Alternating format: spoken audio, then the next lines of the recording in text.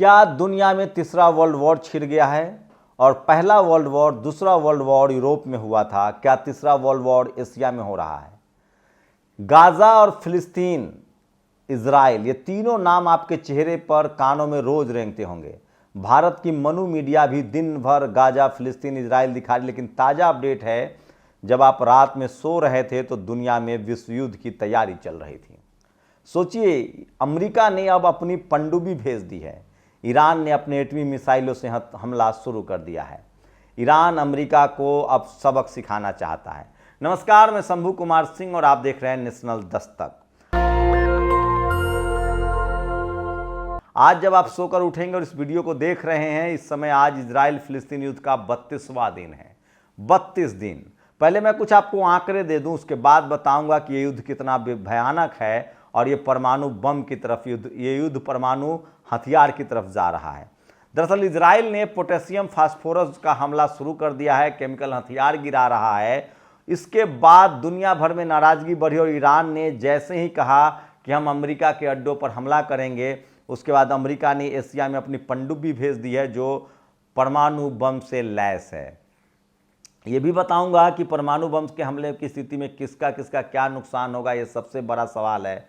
वहीं भारत के प्रधानमंत्री ने ईरान से बात की है और क्या बातचीत की है वो भी बताऊंगा।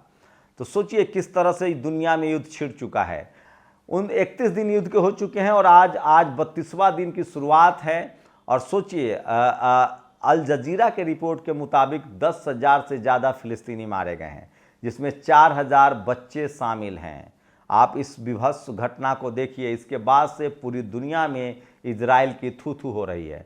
उसके बाद लेबनान, जिसका हिजबुल्लाह है, यमन जिसका हूती है, ईरान और फिलिस्तीन लड़ ही रहा है, हमास लड़ रहा है। इन सब ने फैसला किया है कि अब अमेरिका पर बमबारी की जाएगी। और ईरान ने तो बाकायदा 200 मिसाइल तैनात कर रखा था और उसकी कोशिश है कि हम अमेरिकन अड्डों पर हमला करेंगे। इसके लिए दबाव बनाने के लिए अमेरिका ने अपने एटॉमिक पनडुब्बी को एशिया में भेज दिया है और ये कहा है कि हम एक साथ बम गिराएंगे जो देश इजराइल के साथ खड़ा होगा। तो सवाल है कि 60-70 देश इजराइल के खिलाफ फिलिस्तीन के साथ खड़े हैं, तो क्या 70 देशों पर परमाणु बम गिराएगा अमेरिका? ये सबसे बड़ा सवाल है। क्या अमेरिका एशिया को बर्बाद करेगा? वहीं दूसरी तरफ लगातार फिलिस्तीन में जो लोग हैं, करीब करीब सारे के सारे, वेस्ट बैंक हो या गजा पट्टी हो, सब विस्थापित हो गए। 20 लाख की आबादी थी, लगभग 15 लाख लोग विस्थापित थे और खबर आ रही है कि वो सब हमास में शामिल हो रहे हैं। हमास इतना पहले कभी मजबूत नहीं था। जिस तरह से 10,000 निर्दोष फिलिस्तीनियों को मारा गया है, लोग अब मानव बम बनने के लिए हमास में शामिल हो रहे हैं।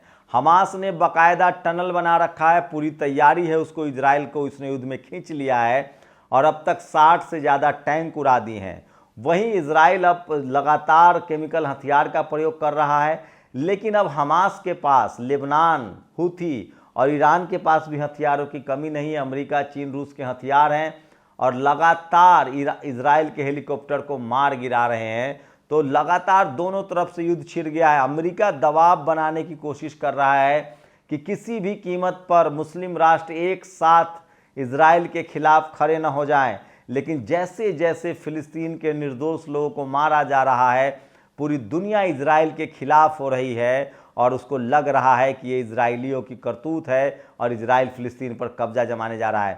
ताज़ा स्थिति ये बन रही कि अब दुनिया को मीडिएट करना पड़ेगा। युद्ध तभी रुकेगा जब इजराइल अपना हमला रोकेगा और एक बड़ी पंचायत होगी और पंचायत में ये बात साफ हो जाएगी कि इजराइल ने फिलिस्तीन पर कब्जा किया है और उसको एक एक इंच ज़मीन जो है वो वापस लौटानी पड़ेगी फिलिस्तीन को।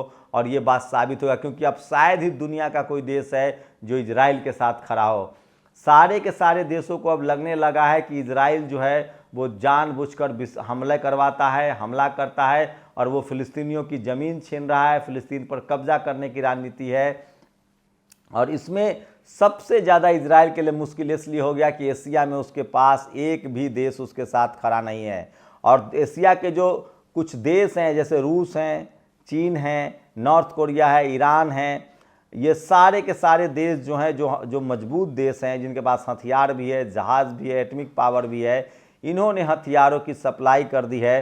तो तीसरा वर्ल्ड वार लगभग होने के कगार पर है। ईरान जैसे ही अमेरिका पर हमला शुरू करता है, अमेरिका कह रहा है कि हम सीधे सीधे एटम बम गिराएंगे। लेकिन सोचिए अगर एशिया में ये सब होता है तो उसका प्रभाव दुनिया के तमाम देशों पर भी पड़ेगा, लेकिन सबसे ज़्यादा प्रभाव एशिया पर पड़ेगा और भारत पर पड़ेगा।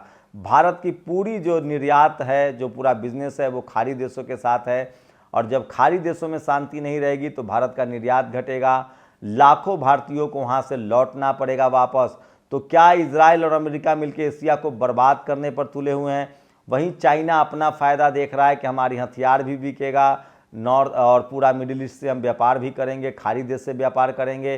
रूस अपना फ़ायदा देख रहा है कि हम फंसे हुए हैं यूक्रेन युद्ध में, अमेरिका को यहाँ फंसाएंगे, इजराइल को फंसाएंगे और हम यूक्रेन पर कब्जा कर लेंगे, यूक्रेन युद्ध से हम निकल आएंगे।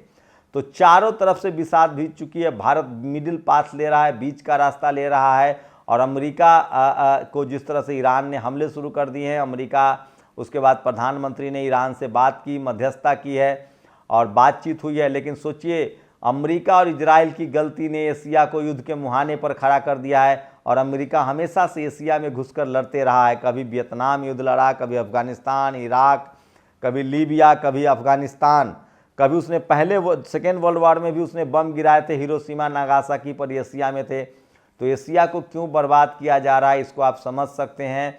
वहीं एक शख्स को सबसे ज़्यादा जिम्मेदार ठहराया जा रहा है, बेंजामिन नेतन्याहू।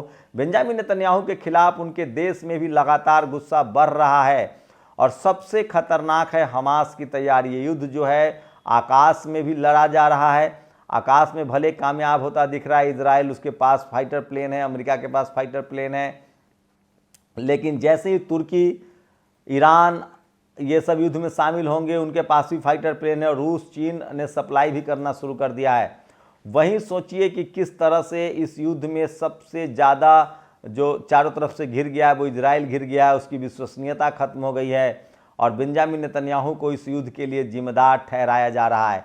तो जहाज़ों से तो वो पार पा भी जाएगा, लेकिन जब बात नौसेना की होगी तो वहाँ भी वो मजबूत है। लेकिन सवाल है कि फ़िलिस्तीन पर कब्जा करने के लिए आपको ज़मीन पर भी उतरना पड़ेगा, और जैसी ज़मीन पर इजरायली सैनिक उतर रहे हैं उनके टैंकों के परखच्चे उड़ा दिए जा रहे हैं, टनल बना हुआ है, सुरंग बना हुआ है, और जो फ़िलिस्तीनी हैं, हमास है, उसमें बैठे हुए हैं। आम फ़िलिस्तीनी को लगा है कि उसको हमको मार दिया गया है, तो वो लोग जाके मानव बम बन रहे हैं बड़ी संख्या में। तो ये सब कुछ इस तरह से इंडिकेट कर रहा है कि ये वर्ल्ड वॉर होगा, लंबा युद्ध चलेगा, और इसके लिए दोषी और कोई नहीं, बेंजामिन नेतन्याहू हैं। तो सोचिए किस तरह से इजराइल के एक गलती ने एशिया को युद्ध के मुहाने पर धकेल दिया है, और अमेरिका की भी साख को बट्टा पहुंचा है। भारत की बहुत महत्वपूर्ण भूमिका है, और अगर शांति होती है, युद्ध नहीं होता है, तो फिलिस्तीन के साथ साथ भारत को भी इससे फ़ायदा होगा। आपको बता दें कि पाकिस्तान के बाद भारत में सबसे ज़्यादा मुस्लिम आबादी रहते हैं, उनकी भी सिंपैथी जुड़ी हुई है। तो भारत सरकार लगातार फिलिस्तीन को मदद पहुंचाती रही है, उसने राहत के कैंप भी दिए हैं, स्वतंत्र फिलिस्तीन की मांग भी कर रहा है। तो भारत सरकार जो है वो बीच का रास्ता अपना रहा है, उसकी कोशिश है कि शांति बनी रहे। लेकिन अमेरिका और इजराइल सोचिए एशिया में युद्ध कर रहे हैं, सवाल है कि वो एशिया में क्यों कर रहे हैं, और अब इजराइल को जवाब देना होगा, बेंजामिन नेतन्याहू को जवाब देना होगा, और जो निर्दोष लोग मारे जा रहे हैं उसका भी जवाब देना होगा। तो ये तो तय है कि इजराइल के बेंजामिन नेतन्याहू की सत्ता तो अब जानी तय है, क्योंकि उनके खिलाफ भी नफरत बढ़ रहा है, उनके ही देश में गुस्सा बढ़ रहा है, क्योंकि 80 लाख इजरायलियों की ज़िंदगी उसने भी मुश्किल कर दी है। और इजराइल के भी जो सीमावर्ती इलाके हैं उन सब इलाकों को वहाँ के नागरिकों ने खाली कर दिया है। और सोचिए फ़िलिस्तीन में 20 लाख, तो इजराइल के 80 लाख लोग डर के साए में जी रहे हैं। 10,000 लोग की फ़िलिस्तीन में मौत हो चुकी है, 15 लाख लोग विस्थापित हैं, 4,000 बच्चे मारे गए हैं। ये सब जो है उसका हिसाब दुनिया मांग रही है।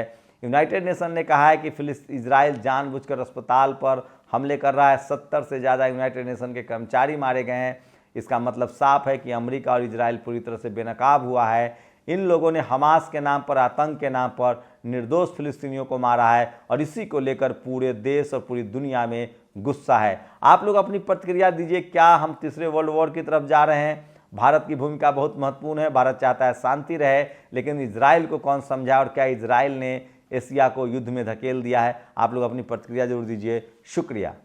नेशनल दस्तक की आपसे गुजारिश है कि अगर इसको बचाना चाहते हैं तो नेशनल दस्तक को सब्सक्राइब करने के लिए रेड कलर के सब्सक्राइब बटन को दबाएं, फिर बेल आइकन की घंटी दबाएं, नेशनल दस्तक को बचाने के लिए बहुत जरूरी है कि हर खबर को शेयर करें, लाइक करें, कमेंट जरूर करें।